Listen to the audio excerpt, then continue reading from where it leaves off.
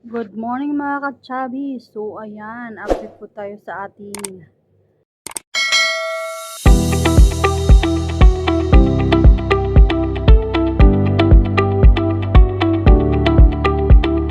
pinatuyo na na isda. So sobrang tuyo talaga siya mga ka-chubby, oh. Bulad. So ayan mga ka-chubby, dito ko sa rooftop. Iwan ko lang to dito para pag mamaya akyat ko ng alas 10, titingnan ko siya, baliktarin ko kung okay na ba. So, pag matuyo na to, meron na tayong bulad. O diba? Ngayong sweldo ko naman, plano ko mag-order na naman ako ng tamban na ganito ba?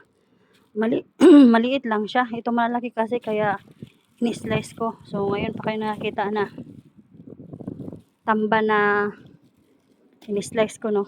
Ayan.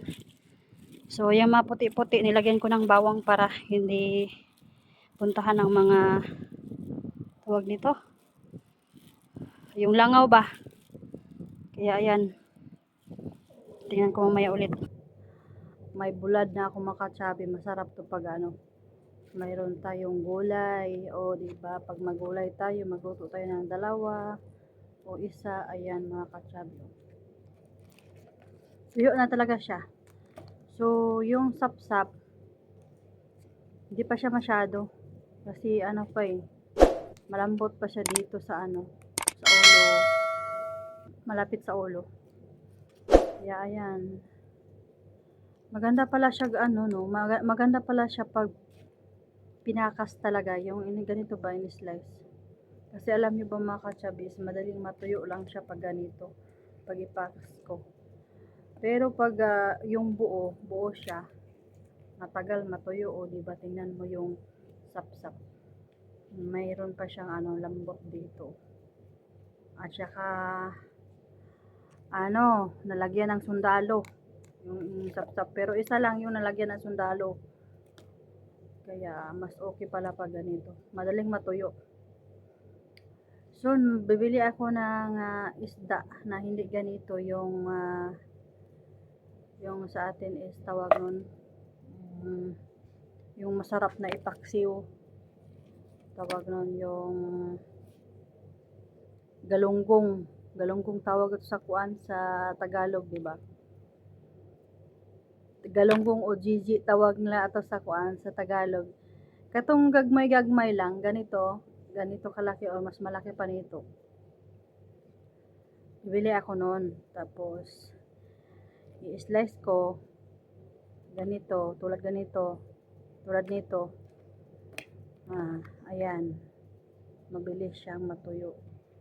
Para pag gusto natin mag-ulam ng ganito, meron tayong ulamin. Alam nyo ba kung magkano to sa dyan sa Philippine Grocery? 4 na ganito, yung maliliit, 4 o 5, 1 real point 8, 1 real point 9. O diba? Saan ka pa nito? Bibili ka ng 1 kilo na ganito, 1 real point 8, tapos ibilad mo. O di marami ka ng tuyo. So maghanap lang tayo dito ng lagayan na pwede natin lagayan ng may takip ba, para hindi siya mangamoy. Kasi alam nyo naman, ang mga amo dito masailan, ayaw nila ng amoy ng ganito. O diba, tayo lang naman may gusto ng ganito na amoy, yung tuyo. Gusto niya kasi yung, diba, yung isda lang, tapos lutuin agad, lagay sa freezer. Pero alam niyo ba mga kachabi, yung amo ko dito, bumibili din ng ganito, yung tuyo. Pero, yung malalaki, nakita ko dito sa alaga ko, si Lola. Yung iho ba, ginawang tuyo. So, ngayon, diba, ginawang tuyo yung bigyan sa dito minsan. Tapos lagay niya doon sa freezer. Pag gusto nilang magluto, islas lang nila yun para lutuin. Yung lalaki ang tagaluto nun. Kaya gustong-gusto nila ganito na tuyo. At saka yung amo ko, yung si Lola, alaga ko, gusto niya ganitong isda. Gusto niyang maliliit na isda. Tapos, yung prituhin, kunin niyang ulo, saka ito buntot, prituhin mo. Bigay mo sa kanya. Gustong gusto niya mga kachabi. Parang ano lang siya dito parang Pilipinas. Pero iwan ko kung gusto nila ng ganito. Pero hanap ako ng ibang isda yung pwede makain. Tapos lagay natin sa gulay ba yung mag-ano tayo. Yung lalagyan natin ng niyog, yung gata ng lubi. Ayan. Lagay ko dito kasi tuyo na to Yung sapsap ay ano, yung sapsap binigyan ko ulit. Mamaya pwede na yun. Kaya ayan siya mga kachabi. Lagay ko dito, may takip naman siya. Ayan. So, yan lang mga kachabi, and thank you for watching, and bye-bye. Ang saya ko kasi nakagawa ako ng ganito dito. Bye-bye. First time ko gumawa ng tuyo dito sa ibang bansa. Sa atin lang kasi ito Dati ginawa ko dito sa amin. Pero hindi masyadong mainit doon sa atin, di ba? Di tulad dito, grabe. Makakatuyo ng utak ang init dito. Kaya, yan lang muna mga kachabi. Bye-bye. See you next vlog.